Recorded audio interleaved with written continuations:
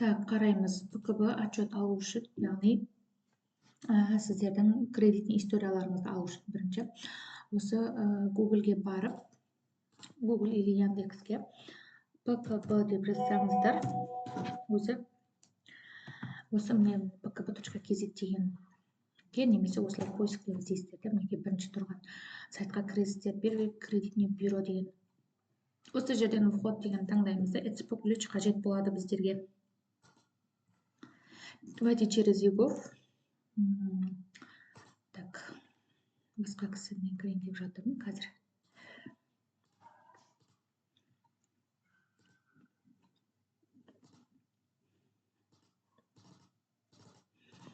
Клиенттің ЭЦП ключімен кіреміз.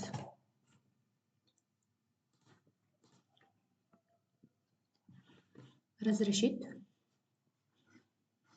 Осы жерде кейде бізде осылай шығады да, біраздан кейін бар аты шығады, көрдіңіздер. Физлица, персональный кредитный отчет. Біз сол парақшада отырмыз, төменге қарай түсеміз. Получить ПКО дегенді басамыз. Мына жерде 400 теңге сұрап тұр. Яғни бұны бірінші рет алған кезде тегін, жылына бір рет тегін, екінші, үшінші рет алатын болсаңыздар 400 теңге төлейсіздер.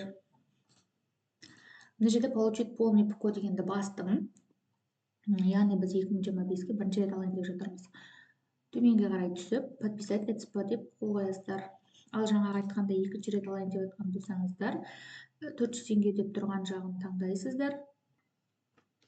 Мінекей получить ПКО фул. Және 15 минут күтеміз.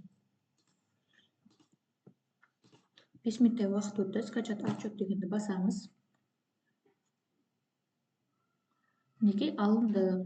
Осы жақтан жоғарыда стрелканы басып, өздеріңізге керек жерге сақтап қойсаңыздар болады. Кредитный история.